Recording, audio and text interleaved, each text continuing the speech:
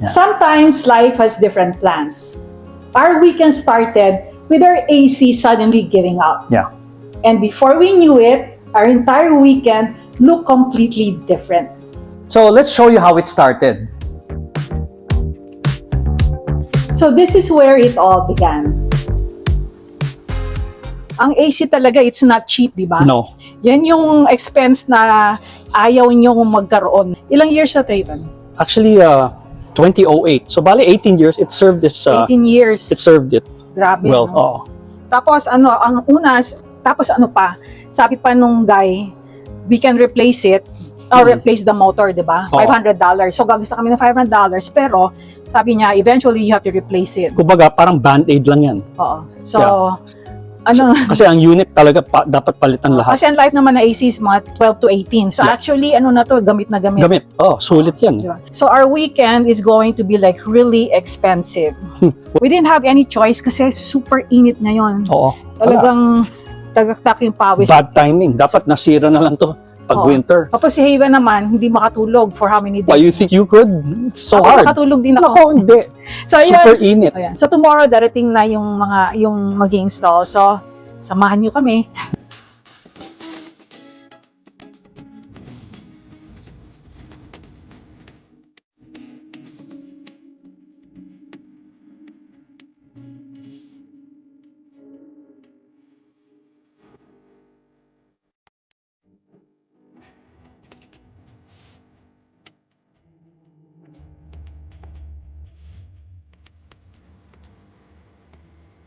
So today is Saturday, it's noon time, and it's super, super hot. Tingnan nyo na lang yung pawis I na know. Haven sa noo. Bali sa labas ngayon, 94 degrees. 94. Andun yung dalawang gumagawa, diba? So, dito sa loob naman, 90. Imagine kung dito mainit, mas mainit pa sa Sa labas. labas, oo. Grabe. Yeah. So ito yung sinasabi namin parati na kaya kailangan meron tayong emergency fund. Yeah. Dito papasok yung emergency fund. So our AC broke down like 3 days ago. Yeah. Talagang bad timing. Bad timing. Summer pa. And we didn't have any choice. Actually, we have a choice pero we opted na i-replace na ngayon The whole unit, the whole system. the whole AC system. Yeah. Instead of like waiting, instead of like just replacing yung motor and replacing the whole unit in Yeah, so A the few furnace years. and then the Oo. condensers, lahat na. ang okay na rin nangyari kasi, di ba in one of our vlogs sinasabi natin na it's better to be able to, see kung ano yung mga equipments or appliances na kailangang Yeah. palitan na. Mhm. And nangyari to while we still have a job. Yeah. So may pumapasok pang pera. Yeah. And plus we were able to save, money Right. throughout the years Extra, for yeah. our emergency fund. Yep. This weekend, sumasakit yung ulo ko. Wala kang magagawa. Talagang, but we anticipated these things na meron tayong Darating. alternative moves for this, Oo. right? So this AC unit costed us like $10,000. Mhm. Mura na siya compared dun sa mga ibang quotes na Mga 14? 14. 12 to 14. Hindi, 14 yung last Oo, the last guy, 14,500. Tapos merong isa na 17,000. Yeah, talagang. Ito kasi kaibigan ng kaibigan ko. So we got a So, really good discount. Yeah, very good. So yun, and aside from that, dumating yung gagawa ng Washing machine. washing machine. That's another Yeah. $300. $300. You know, the saying is, when it rains, it pours. This is the pouring. So, nanghihina ka na sa init, nanghihina ka pa kasi alam mong lumalabas yung pera. Ang nakakatawa pa dito, di ba? Talagang yung AC at saka yung washing machine, talagang nag-get together sila. Sabi nila, sabay tayo ha. Sabay tayong mag-conk out. Oo. So, balik tayo pala doon sa washer-dryer. So, but thankfully, we didn't have to replace it. No. So, repair lang. Well, sometimes repairing it is the smartest decision instead of, replacing the whole appliance or equipment. Oh my God, empty pala ito. Kailangan talaga mag-grocery. Oo. Every Friday, we try to finish whatever leftovers we have before grocery shopping para hindi kami magsayang ng pagkain, and it also helps us see exactly what we need before heading to the store. When it comes to grocery shopping naman, I actually don't have a detailed list. We have a few staple items na we replenish, And sometimes, si Haven, magsasabi yan kung anong gusto niyang lutuin. So, magre-request yan. But for the most part, I let the sales decide what we're eating that week. I'll buy what's on sale first, then plan our meals around that. Ground chicken is one of our staples.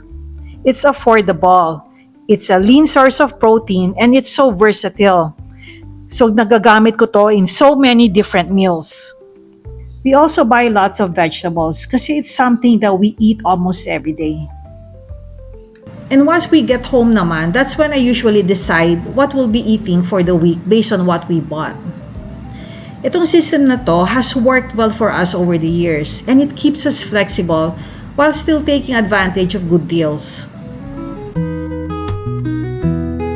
So after lahat nga na nangyari, yung mga expenses and then yung mga groceries, we figured we still deserved a nice meal. If you've been watching our vlogs, alam nyo na mahilig kaming kumain ni Haven. Actually, yung kain sa labas is part of our budget. It's not really about spending money. It's about not letting an unexpected expense ruin your weekend. So for us, tuloy pa rin ang mga plano.